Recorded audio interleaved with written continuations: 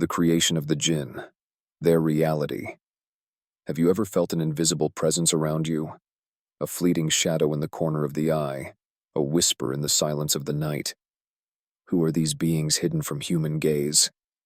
Why were they created, and what do we really know about them?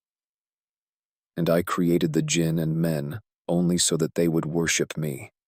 Surah Ad-Dariyat 51:56. Today we will delve into the mysteries of the Jinn, their creation, their reality, and their impact on our world. The creation of the Jinn. Before man walked the earth, even before Adam was modeled from clay, other creatures lived, invisible, elusive.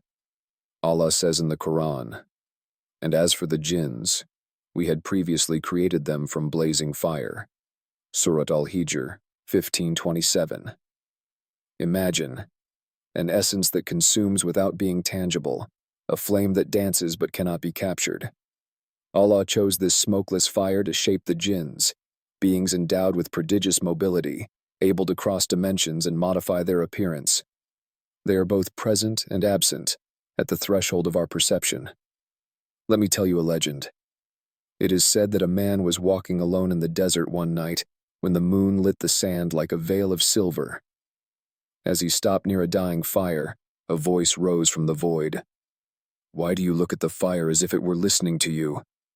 Frightened, he peered into the darkness, but saw no one. "Who are you?" he asked. The wind moaned, and the voice responded, "I am a traveler, a being of fire." The man then understood that he was in the presence of a Jinn. Since the dawn of time, the Jinn have lived among us, invisible, evolving in a kingdom superimposed on ours. Some wander the ruins, others watch in the forests, some hide in the shadows of our homes. They are silent observers, sometimes benevolent, sometimes malicious. But if Allah created them, just like us, to worship Him, why did some of them become the enemies of man? The nature and categories of Djinns, like humans, have free will. There are good ones and bad ones. Some are believers, others are disbelievers. Allah mentions in the Quran, "Among us there are some who are virtuous, and others who are less virtuous. We were divided into different groups." Surah Al-Jinn 72:11. There are the ordinary Jinn, who live in their own communities, invisible to our eyes.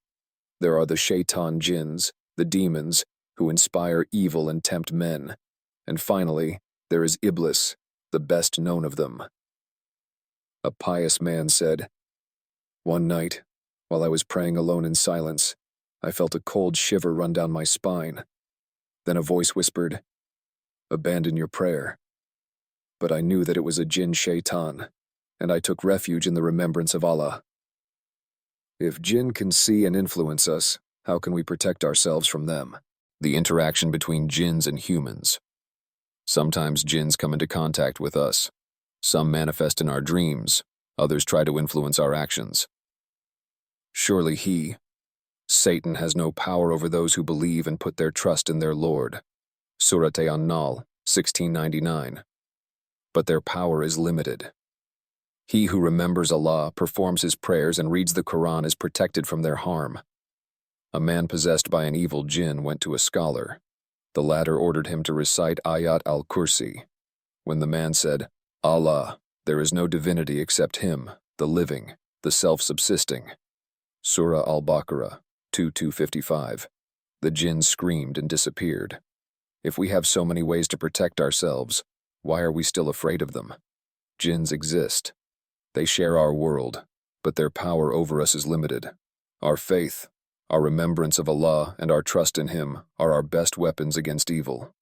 And say, "My Lord, I seek protection from the incitements of the devils, and I seek protection in you, my Lord, from their presence at my side."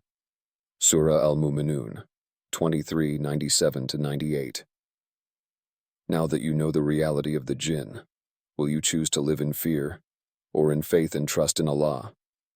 If this video has shed some light on you, share it and subscribe to explore other mysteries of faith and human consciousness together.